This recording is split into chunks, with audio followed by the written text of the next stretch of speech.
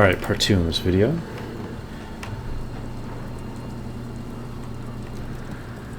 Alright, so I'm getting towards the end of Act 2. So I haven't finished the full campaign yet. But I thought I'd share some thoughts, because I've seen people posting and streamers commenting on different things. And it seems, it at least appears that there's a decent amount of negative reception, but that might just be Reddit being Reddit. I don't like engaging with Reddit at all. The community on Reddit's always been pretty bad, in that you can have help threads where people just show up to tell you how stupid you are, which has happened to me repeatedly. YouTube seems to be a much more helpful part of the community. Anywho, at least in my experience of the game as a sorcerer, is I'd say it feels fine. It's feeling a lot better after I got my ascendancy, which I kind of delayed, partially because it was feeling bad, because I made some silly mistakes of like just what I chose to take. Because I assumed I would get I was getting so many skill gems. I was like, oh, I'll get another level 7 skill gem soon. And ended up taking a while. And then I got 3 in a row, like within the span of 2 minutes, which was ridiculous. But I guess that's my main criticism of the game right now, is I don't mind that it's slow. Slow's fine to me. I know some people are going to hate that, but also, like, do we not have movement skills? Yes, of course. Like PoE 1 is always going to be a faster game. Some people are complaining about the area sizes. I don't think they're that much bigger than a normal,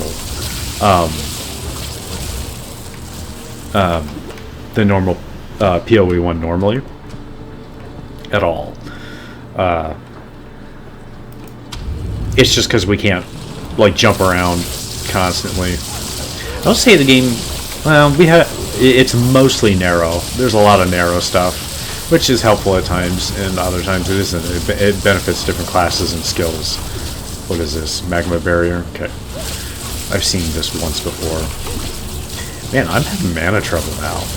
I don't think I've done anything especially different. Or was I just taking damage and not noticing? Yeah, I don't have energy shield. Okay. I do appreciate having to, like, focus on what I'm doing. I think that's a good part of, like, the game right now, and the slowness of it. It can turn into a slug match though when you're when you're under geared, and one thing that does not feel good is Act 1 was kind of a, like, I felt like I was on a pendulum of, like, alright, I powered up, and then you get to, like, one area even ahead. You get to the next area, and it's like, oh, I am not powerful, I am super weak. So the inaccessibility of, or I should say, your variance in RNG don't feel good, and I think some of the quest rewards just need to be crafting items. I didn't get out of Act 1 until I decided to blow all my currency that I had piled up. I think it was 2 exalts, a regal, and I might have had an orb of alchemy. I don't think I used it. I think I took a regular blue, I slammed it with an augment, hit something decent. So I think it was on a staff with spell damage, because I knew I just needed damage to help out with Geonor to get out of there, because I was just slamming, like, I just went into him again and again and again, and I concluded, like, if I had higher DPS, I would have beat him by now. I just can't play perfectly long enough and have my flasks last long enough to get through this, because I was having some trouble doing the clearing the ads he would summon during the fog phase. And you don't have to necessarily clean them. Sometimes I'd skip clearing them if I could get them in a group behind me, and could just keep rolling and time everything right, so Junor wouldn't hit me and keep my energy shield up. But anywho, I beat him finally. Like, I just had to upgrade my staff, turn it into a rare. I happened to hit a bunch of... actually, it's the current staff I'm still using. I haven't found a better staff yet. Let's see here. What level is this thing? Level 14, yeah. I'm level 30. I'm still holding on to this thing. So I hit spell damage, mana, and mana regen multiple times. And I was like, oh, great. Like, this is the stuff I need. And I haven't left this. I've been looking for a replacement, hoping for like gem level and spell damage, or spell damage and mana, like just something with higher amount. But I'm probably going to be using this for a really long time because I just don't have a way to target a mod right now. I do have a I finally got one essence of the mind that I could use for one single shot at like a guaranteed mana mod and hoping for something else. I'm not really looking forward to that.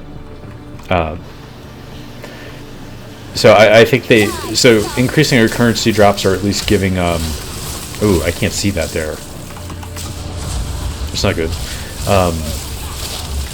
Currency drops as quest rewards, or man, even just, well, you wouldn't want a rare weapon necessarily.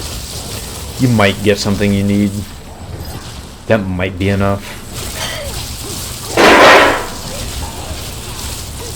I don't know what I think about that. But clearly there needs to be like a 10 or 15% bump, I think, on like the amount of what did I say, regals or exalts or alks. Some people are reporting like they're getting like almost nothing, so I'm not sure. I've been doing a lot of full clears in my playstyle, so that's one part of the feedback. I know people don't like that. PoE only players like to just run past everything. I don't feel like the game necessarily rewards you right now for doing full clears that well. I mean, PoE 1 never has either, unless you're like super juicing and like investing an enormous amount of currency to make it worth it for a specific strategy, usually card farming. So PoE 1, I was hoping there'd be more rares off on the corners, and I found that sometimes. And sometimes they have like little goodies, but it's like it's almost never worth it, in my mind.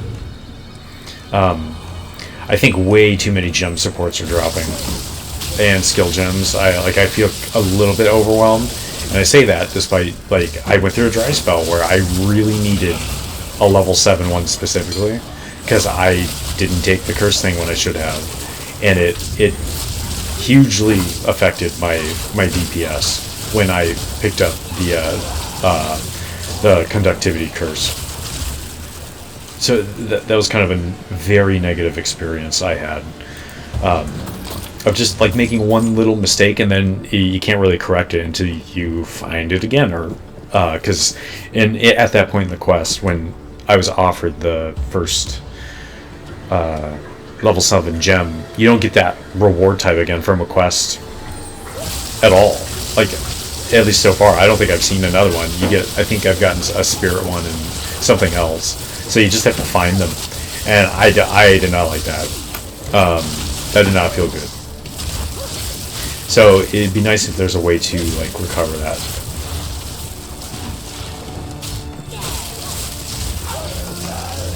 I am barely thinking. I'll probably focus on clearing and try to collect some more thoughts.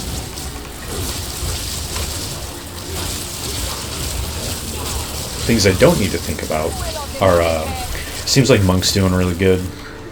Mathel's pretty strong. My buddy's playing a Monk. He's doing really well. I'm doing a lot better now that I've got my Ascendancy.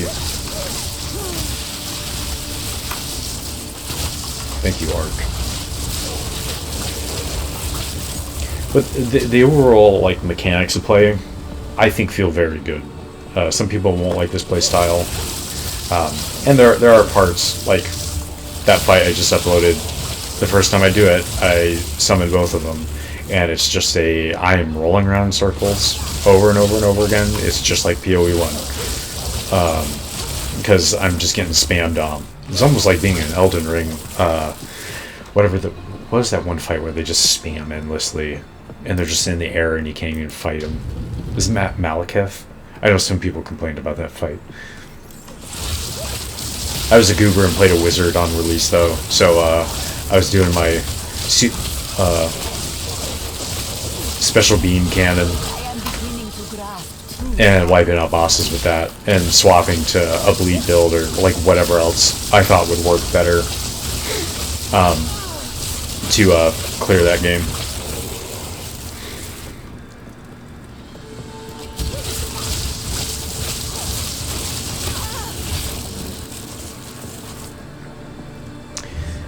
Yeah, I already discussed my character.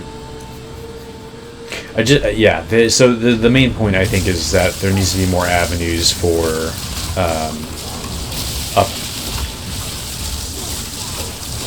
targeting. Well, I guess okay. So this is another thing. This is a good point.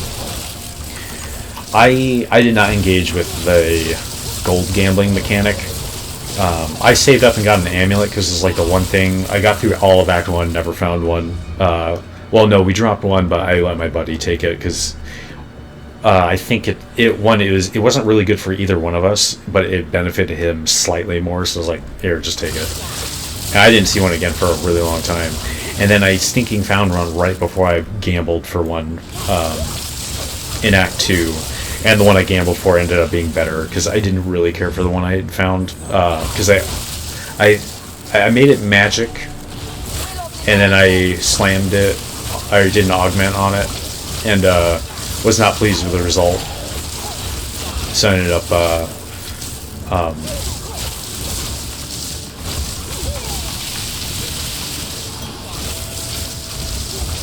yeah, so it's just sitting in my stash right now because I know it's worth it.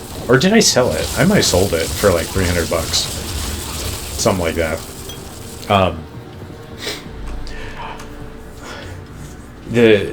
There being no like walkthrough. I guess when I did gamble for the rare amulet, well, I got a rare amulet. So it like the gambling thing to me, like I don't want to engage with that. Because I don't want to spend my money on that. Because there's no explanation of like what your odds are, or like what you're gonna get. Like you care about base types in this, and the one I got was a life regen base type. I'd rather have the energy shield base type. But also the thing rolled like okay. It gave me crit chance. It gave me maximum energy shield and some base stats that I don't really care about, but they at least work for me right now. So, like, I need to replace this as soon as possible. But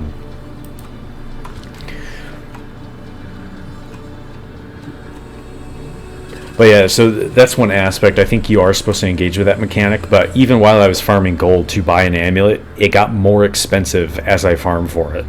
And I was just collecting every blue I could and selling it, and I collected probably 2,000 gold, and in that time, the cost of what I wanted to do increased by like 300 or 400 gold, and I was like, well, why is this happening? Like, why is me collecting gold to buy the thing making it more expensive over time or whatever? Maybe it's because I leveled. I don't know. I don't know what it's tied to. But things like that are just like that doesn't ever feel good. You're chasing something and it's like slowly like creeping up in value for some reason. For a random thing, you don't know what you're gonna get. But I know the armor and the weapons are probably cheaper. That's probably what I should do here. But to me, I guess I don't like that idea. I think it's good to like fill out something, like kind of like what I did for the amulet. Like I don't have this. Like let's see what I get. Let's just take a roll if I can't find this thing. But for like your general gearing, it really should just come off. Like it either needs to come from a boss you kill, and have that be exciting. It's like I did the big event, I struggled, and now I'm rewarded. Like give me that rare, It does feel like they've been a little bit stingy with rares, especially coming from bosses, and you do get them. And the yellow chests are always exciting to click on. But I do feel like they're being a little stingy with the amount of rares you get. I don't know that they should even double it. Maybe they should double the amount of rares you see. Oh, oops. Maybe not. But they got to boost the numbers there a little bit. And again, it gets into the target area of like the game seems to heavily focus on your weapon needs to be good. You can get away with like the average like stuff spread across your gear being like on various blues in the early acts. Obviously, like PoE 1's like that too. You don't necessarily have to get double cold res rings to deal with Merveil. Sometimes you like to. If you're playing on a hardcore, obviously you want to do that. If you can. If you have a build that really needs it.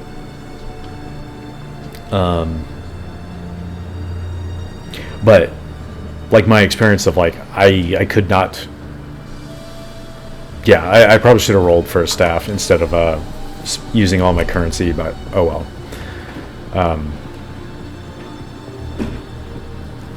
So that's at least my interpretation of some of the things that need to, like, just some sliders need to shift. I don't think it's fundamentally broken. Some people think the game's fundamentally terrible, that they're not going to get any faster, stuff like that. But it will speed up.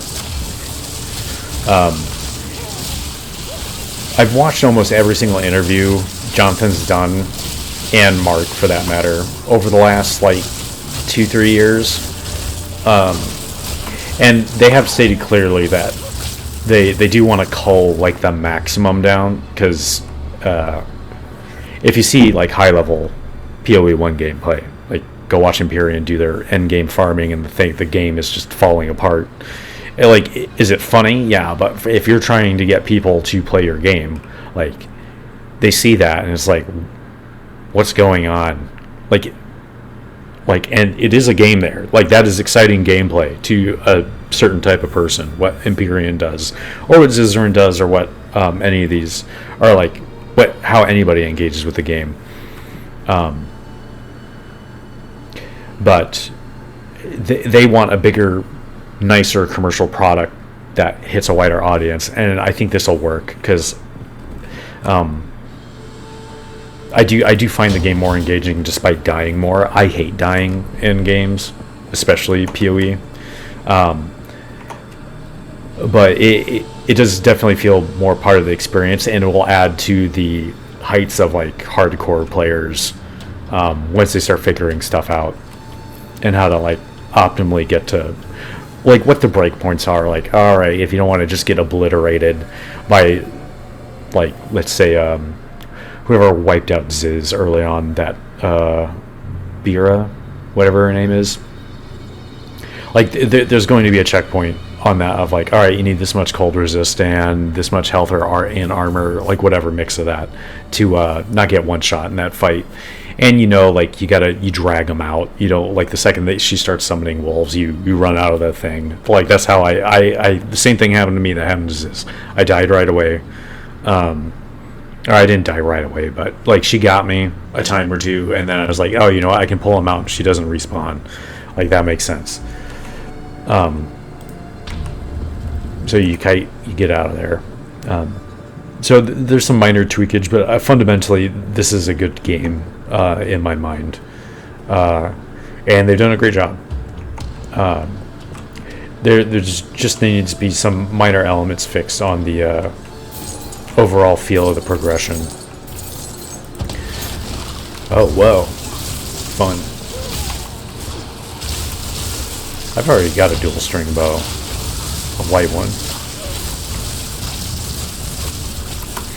I've enjoyed crafting. It is kind of exciting to like spend your exalts knowing like, what, like I've gotten a few of the, like I've gotten two, I got two in Act 1.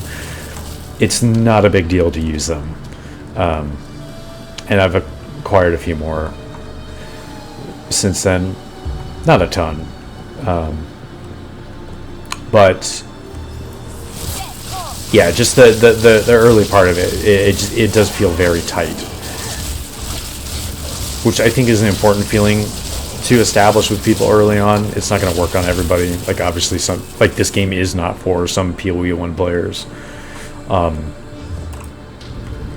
And I do feel bad for them, because obviously PoE 1's been neglected for a bit now, but it's still in a good place. And it's like, just go try out a new build, go do something new. It's a great, it's right now PoE 1's in a great league for generating currency and experimenting. Melee's been brought back a little bit. Let's see, let's check my map. I think that's all the main points. I know Warrior's struggling. Monk seems okay. I haven't... I've seen some complaints about the Mercenary. A little bit, maybe. I haven't heard anything from Blood Mages. I'll probably have to check in with Sir Gog. See how his stuff's going. Okay, it looks like I found everything, so I should be good.